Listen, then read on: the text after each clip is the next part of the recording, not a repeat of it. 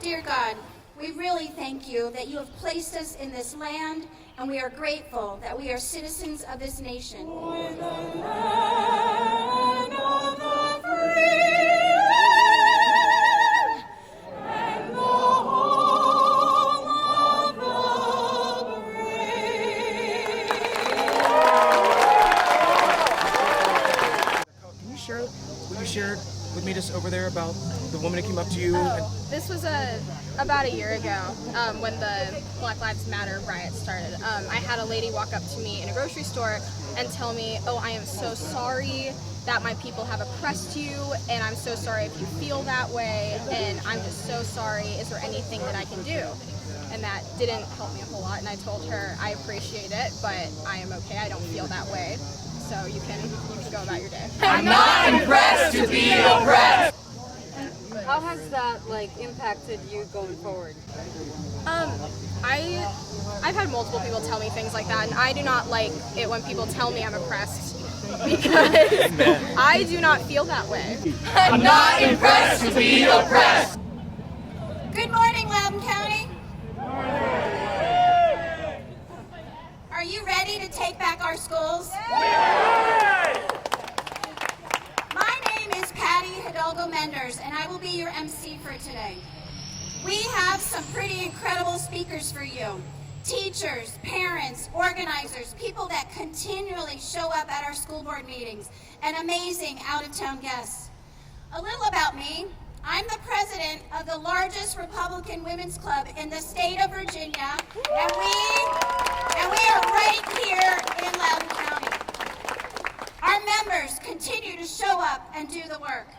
I am so proud of the members that speak at school board meetings, go on national TV, write letters to the editor, volunteer hours for the recall petition, and so much more.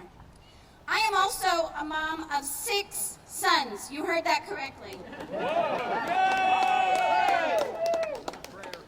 My youngest is a sophomore at Briarwoods High School in Ashburn.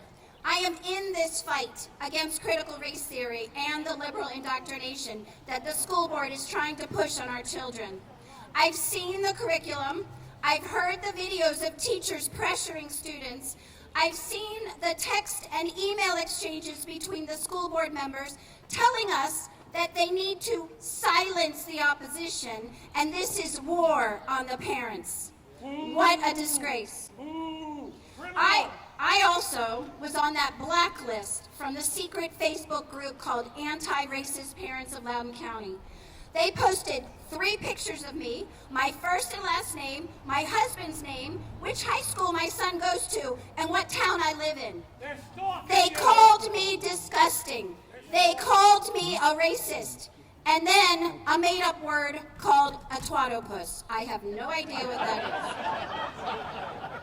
They are teachers. These Chardonnay Antifa doxed me mostly because I showed up to the school board meetings to speak during public comments, but also because I disagree with this ideology. 6 school board members, the Commonwealth attorney, and my son's high school principal were all in that Facebook group, and they watched and let this mob go after us. And I mostly blame Beth Bartz, who instigated this blacklisting. I know what socialism and this Marxist ideology does to a country and its people. My parents escaped communist Cuba in 1961. Eugene, can you hear me for 2 seconds? Thank you. They closed the universities and the churches, and they made children tell on their parents. They set up special schools for these children to learn this liberal ideology. It was neighbor against neighbor to turn in people who did not agree with the communist regime. What is happening here in Loudoun County is socialism, and we need every single one of you to push back at our school board and this Loudoun County school administration. This should not be political.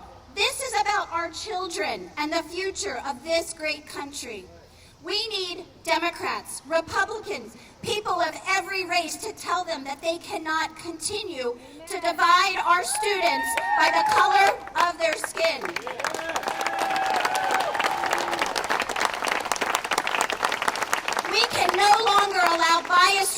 setting where children can anonymously turn in other children because of their offensive speech. We cannot continue to allow the student equity ambassador that only selects certain races to be in leadership. As Dr. Martin Luther King said, I have a dream that my 4 little children will one day live in a nation where they will not be judged by the color of their skin, but by the content of their character. Loudoun County parents, we have that same dream. I found out about critical race theory being taught in our schools from my friend and colleague Scott Mineo. He created an organization called Parents Against Critical Theory. I invite you to please Google, DuckDuckGo, whatever, find out about Parents Against Critical Theory. He gives a lot of educational. Unfortunately, Scott was not able to be here because he's at his son's high school graduation. So with that, I'd like to start from the people that are in this fight with us. And I'm going to begin with one of my club members, Monica Gill. She's a teacher of AP US and Comparative Government. I have known really since the beginning of my career as a teacher that my number one mission is for my students to know that I love them. And I actually tell my kids that I love them every day that I see them. I love them unconditionally. I love them regardless of their race, or their ethnicity, their gender, their social status, their political beliefs, or even the grade they have in my class. I even write, Mrs. Gill loves you, good luck, on the top of every test or quiz that they take. But a few years ago, I was really at a low point, kind of feeling very concerned about the pressures facing our kids today, and just knowing how these were going to damage them and the damage it would continue to do on this trajectory. That year, I also moved into a brand new classroom, and I was cleaning the classroom out, and on a bookshelf, tucked way in the bottom, I found this. And I was stunned when I opened it to see that it's a Bible. And it says in the inscription, to Loudoun County High School, presented by the class of 1955. Now, I thought to myself at that time, cynically, we'd never see that today. But I am being honest with you when I tell you in a split second, God just got a hold of my heart and said, I didn't give you this gift for you to judge this place. I gave you this gift so you would know I have not abandoned this place. And I have placed you here for such a time as this. So my mission continues, and I continue to love my students, but I also am a Christian, which means I have to stand for truth. And that means I have to stand against critical race theory, because it is so contrary to God and who he says we are. You know, Booker T. Washington once said, there's a certain class of race problem solvers who don't want the patient to get well, because as long as the disease holds out, they have not only an easy means of making a living, but also a medium through which to make themselves prominent before the public. Loudoun County Public Schools paid the Equity Collaborative and various other race problem solvers, quotation marks, to find and remedy systemic racism in schools. The problem is systemic racism presents a problem that actually cannot be solved, making Booker T. Washington's quote both prophetic and wise.